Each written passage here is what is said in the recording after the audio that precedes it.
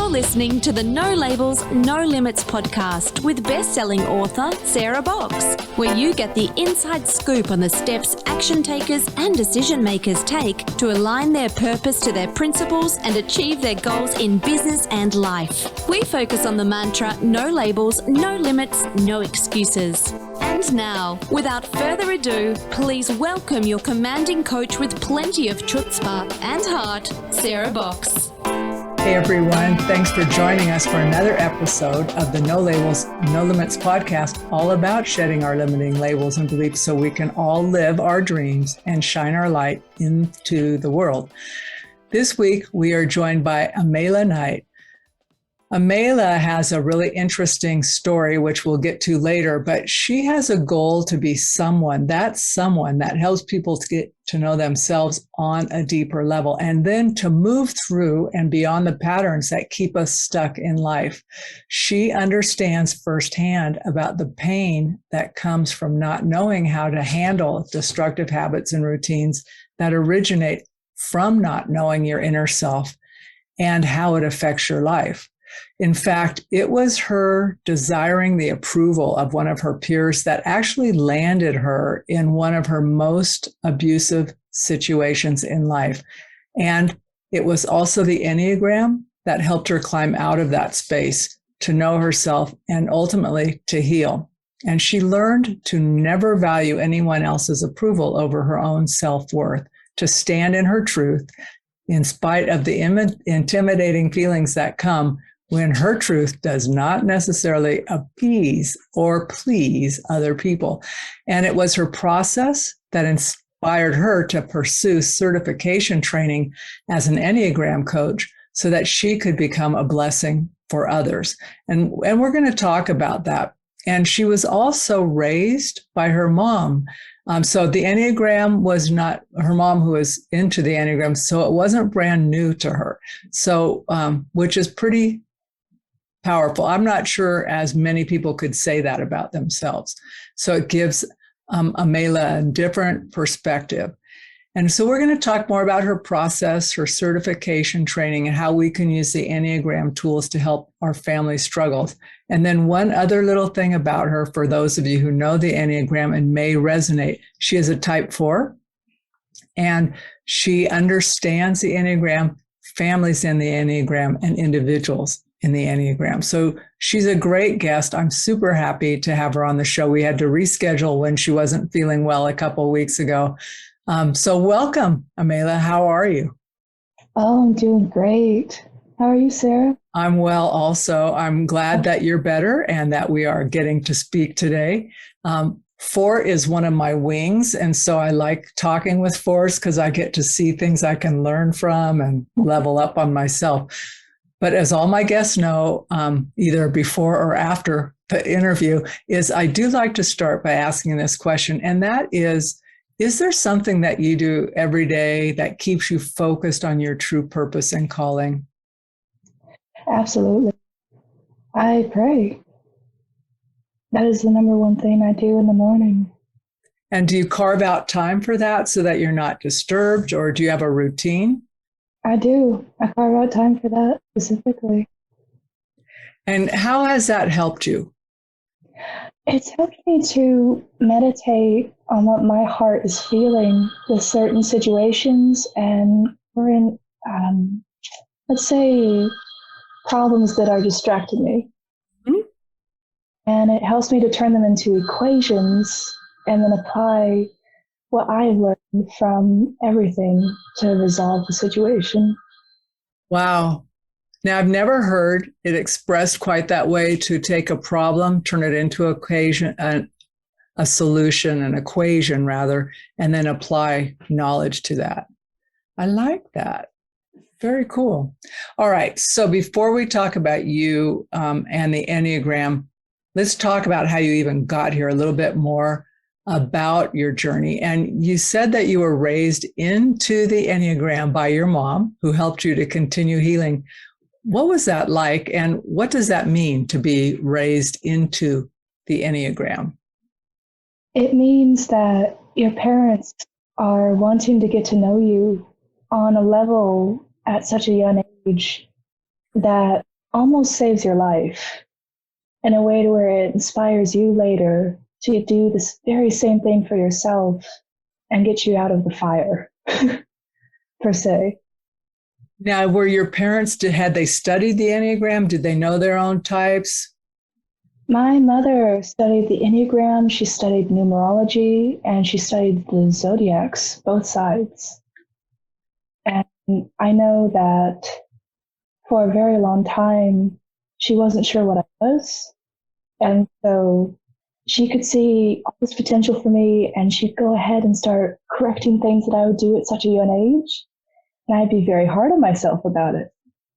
Now, that was where she feels like she was silly, because she later learned that I was a 4.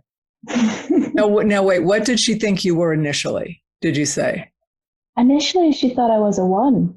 Oh, that's different. Indeed. So just tell our audience a little bit about the distinction between a 1 and a 4. So what's interesting is the 1s are a dominant go-getter, and they're more than willing to be present and confident, and they make sure to get their tasks done and organized. And they have a lot of should be doing. Whereas the 4 is very deep and wanting to be very close and artistically approached and recognized for who they feel they are uniquely. And it's a beautiful, wonderful thing, because I was doing things, I loved organizing, but I did it to where it looked weird or it looked different. And I would even find ways to draw on bags and tape them to the walls, so I wasn't drawing on the walls close. So you were adding your own unique artistic bent to things as, for you, mundane as organizing, right? Yes. I can organize, but guess what? It's going to be very unique. Yes. So let's talk a little bit about, you talked about learning how not to value other people's opinions of you or seeking approval from others, and how that put you in a dark spot or a deep hole. Are you willing to share a little bit about that with our audience so that we can talk about how you shifted out of that? Absolutely. Wow. That started a long time ago, I think, for me. And it was at kind of a young age. My family was almost too pressuring, and they always had a certain mindset about how the world works. And it wasn't the way that my world worked. And I wanted their love, I wanted their approval. And this was an interesting time for me, to where I actually got scared, and I didn't decide to take the path where I put in the work to be recognized for who I am. And I thought, maybe if I go along with what they say, they'll still recognize me. And that was actually a very toxic decision. And that went on for a long time. It really wasn't until I really looked at how different my viewpoint was from theirs that I really started to see that this is hurting who I really am. And this is hurting who I'm to become. So so there's that intellectual knowledge, right? And then there's the feeling knowledge about it. Like, you knew it wasn't right for you. So how did you move from understanding that it wasn't good for you to get the knowledge or the help that you needed to start taking the steps so that you weren't stuck there? Wow. Oh, wow. I definitely started with the Enneagram. I definitely started to get to know more and more about 4s, about how they really do live in life, and where they feel trapped, where they feel free, where they've made their mistakes, and where they dive too deep. And I decided that I was diving too deep into approval with my loved ones, and I felt like that was loving them as well. And the truth is that you need to draw a line and love you and who you are individually first before you could ever do an act of love for the people around you. And that was a very hard pill for me to swallow, seeing as how my family's very, very industrious, fast-paced business, and I'm very slow, wanting things to shine at their own pace. Now, do you know your family members' numbers, where they are on the Enneagram? Yes. My dad, yes. Go ahead. My dad is a 6, and my mother is a 2. My sister is a 3, and I'm not certain what my grandparents are, but I'm guessing a 6 as well. Just from kind of how they show up. So a 2, a 3, and a 4 are all in the heart triad, right? So you share some things in common, and yet you're very different. Very much. And that's so incredibly experienced, actually.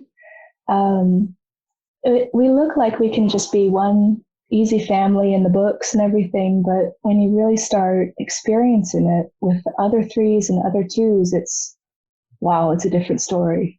It's been an adventure. So give me an example, Amayla, from that, because you're right. I think one of the things you said that is, and I want to highlight it, is we can be the same number as somebody. We can even have similarities, like being in the same triad with somebody, and yet we show up different because we have different experiences, filters, those types of things. So when you first realized that how you were not acknowledging yourself as a 4, what were some of the first steps you took to like put a stake in the ground and say, this is who I am? Wow. My first step I took was, so 3s love to achieve, and they love to continue in doing good work. And it got to the point where my sister has needed encouragement to stop working and start enjoying things.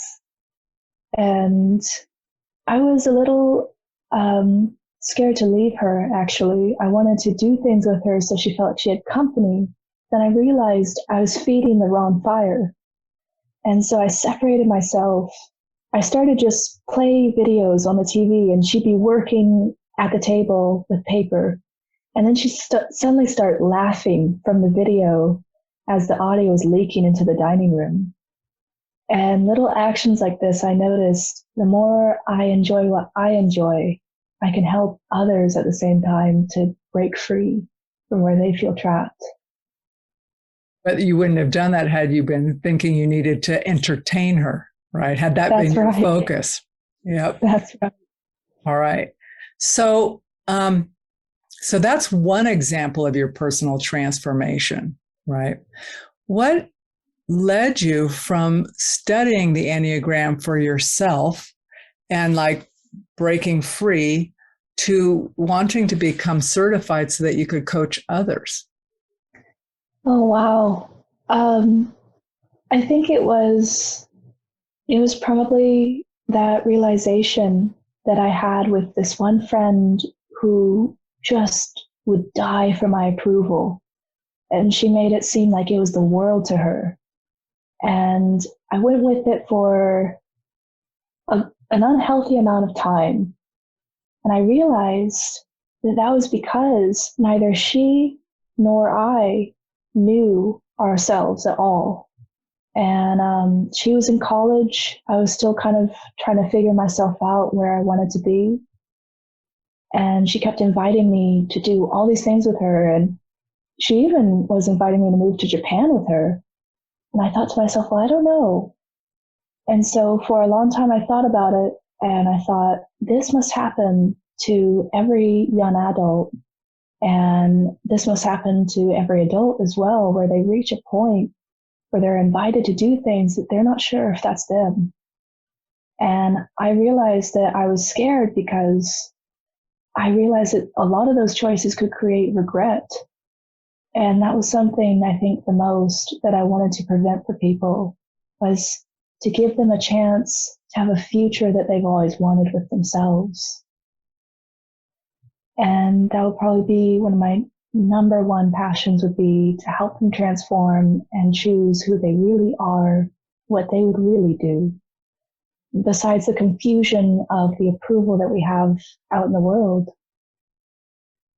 So pretend that I'm a new person working with you, and I reach out to you either on Instagram or wherever you decide, and I reach out and I say, hey, I'm interested in working with you because I also feel I may be making my decisions for the wrong reason. Or talk to me about how you would work with me. What kind of process would I be going through with you?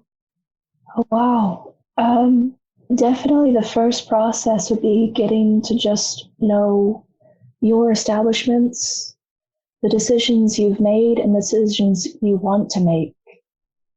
And then giving you a little bit of homework on who you believe you are and who you would love to be. And definitely starting with just letting go of everything you think is approved. Give me an example. An example would be letting go of, let's say, everything in their household is approved for being clean and for being good and nice. So let's just say we're going to say there's no rules as of this moment for cleanliness or goodness or nice.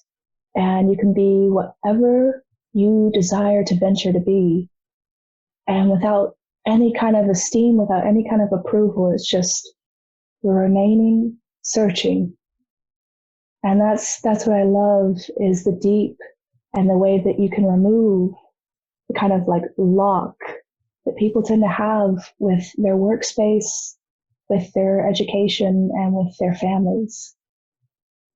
What has been, first of all, thank you for that, because I would have to say for a long time, like, you have your own space. So when it's your space and you are in control of your space, you can have it however you want, right? Then you invite other people into your space, either through relationships or whatever. But then all of a sudden your space is encroached on. And what you just said about letting it be okay, I had mental conversations. Some people will tell you I just kind of went off the rails a little, but I really had to let go of stuff and go, I know my preference would be for everything to be perfect, but guess what? Do I care enough to make it perfect? I don't. I think that like I'm supposed to care enough, but honestly, when people go, oh yeah, they'll say, oh, my house is always clean. I'm thinking, not mine. I live where there's wind. That means dust. I have animals. That means hair. So yes, it's clean, it's sanitary, but it is not perfect.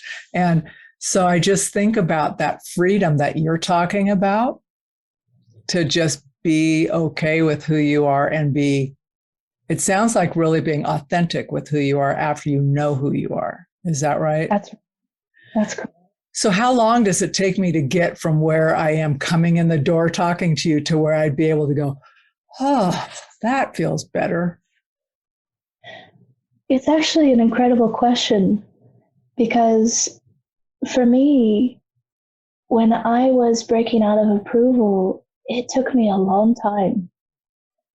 It took me actually diligent days of just realizing this is how I feel today, and recognizing that with me, whether it was good, whether it was bad, I was okay with it. And I went throughout my day realizing that I'm processing this. It isn't stuck. It feels stuck, but it's being processed. And so I would say, as everyone out there works differently, it would depend on your individual cup of tea. Yep. Well, and to recognize, like you're saying, I'm going through this. It kind of, to me, it's kind of like things moving past and not saying that's me. I'm just having this experience at the moment and I'm uncomfortable, or it's great, whatever. But not getting too hung up in it and having it to be a certain way. So when you talk about your emotions, and how you feel about things. And this is something I think about a lot, Amayla, is do you distinguish between those, how we're feeling and how we're thinking, in terms of how it affects our choices? Absolutely. Does that make sense? Yes, completely. That's actually very fascinating that you bring that up, because my sister has a very hard time with this, as she's a 3, and she'll let her feelings most of the time deceive her with a lot of relationships, and she'll think that this or that went on because she feels that way about that relationship, and that's not the case at all. And so I believe that when it comes to feelings and thought, the more knowledge we have, the more power we have over both. And the deeper we bring that knowledge into understanding, the better we'll be with our current feelings and our current thoughts. For instance, some people have a very hard time with, let's say, depression, let's say funk. And I know that I was there just 2 weeks ago. I was in a very deep and very melancholy depression.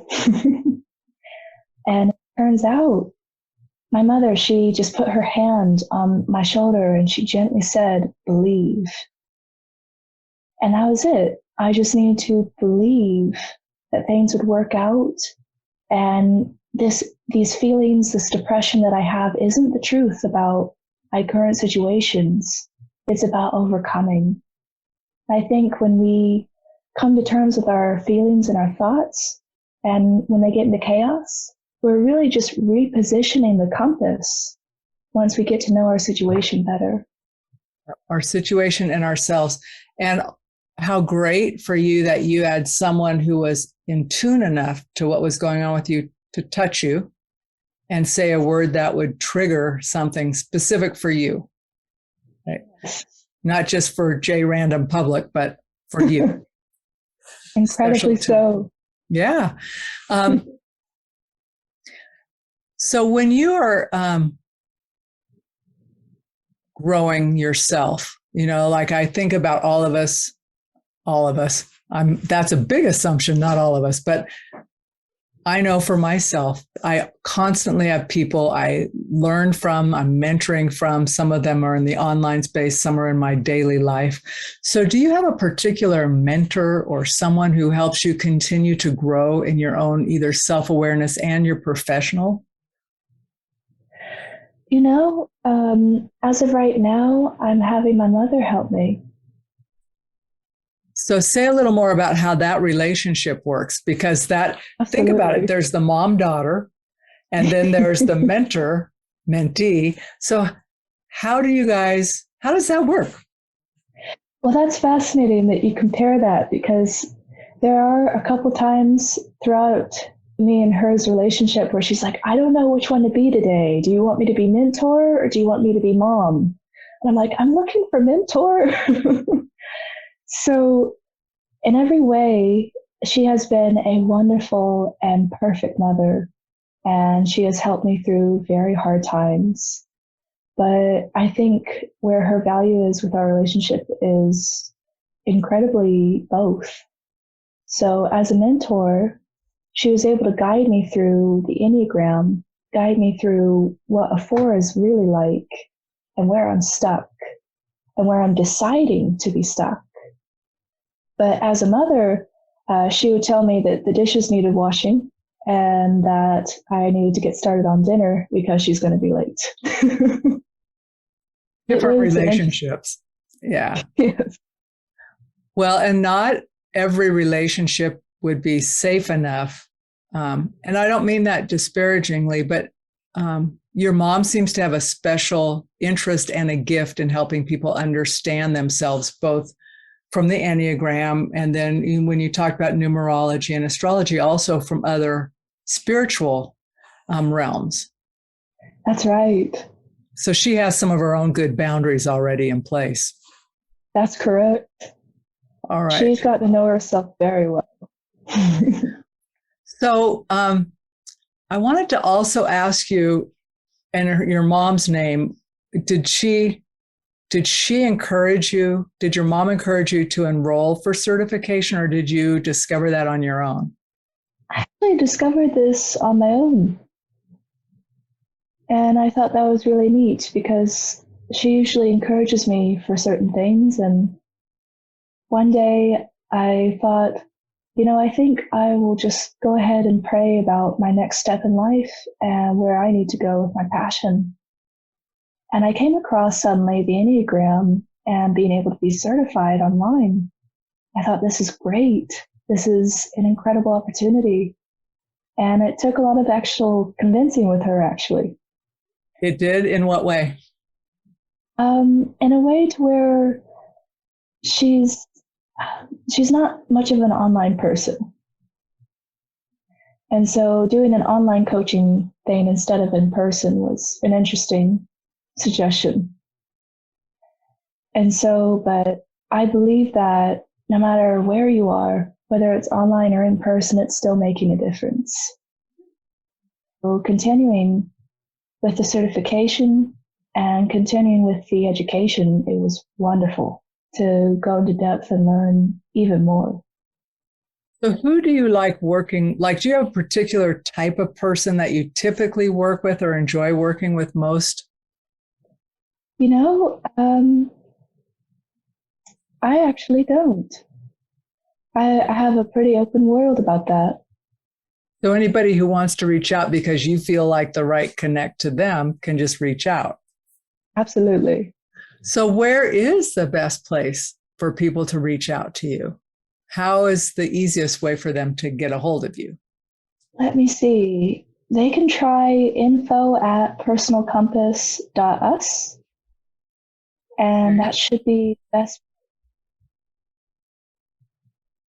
All right.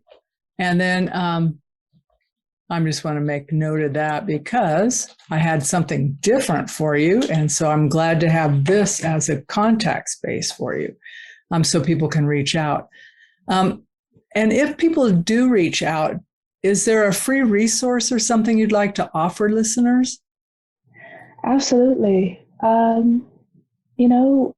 Every first trial is free. So we can just do a first session and see where you are, see if you like what you got.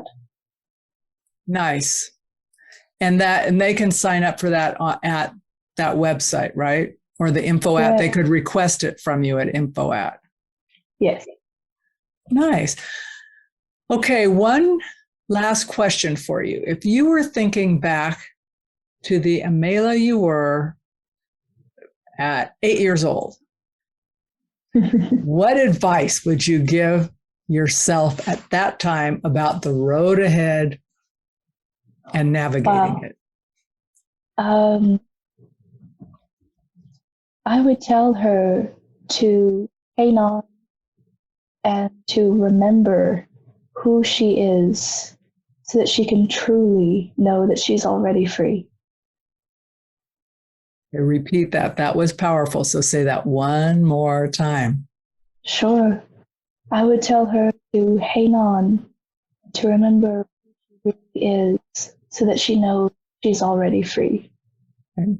So listeners, I don't know how you could say it any more powerful than that because we are already free. We need to hang on and trust ourselves, but get to know ourselves. Amayla, thank you so much for being a guest on the No Labels, No Limits podcast. I've really enjoyed getting to meet you in quote unquote in person on Zoom. And I wish you all the best going through 2022 and beyond. I think you bring a powerful story and experience for others to learn and grow from. Thank you. Thank you for having me. It's been wonderful. It's my pleasure for certain. You've been listening to the No Labels, No Limits podcast with best-selling author, change agent, and strategic vision coach, Sarah Box. You can grab the show notes and find out how to work with Sarah at sarahbox.com/no labels, no limits podcast. We'd love this podcast to reach as many people as possible. So please remember to rate, leave a 5-star review, and share the podcast with someone you think would get value from this conversation. Until next time, keep taking those daily action steps to align your purpose to your principles and achieve your goals in business and life.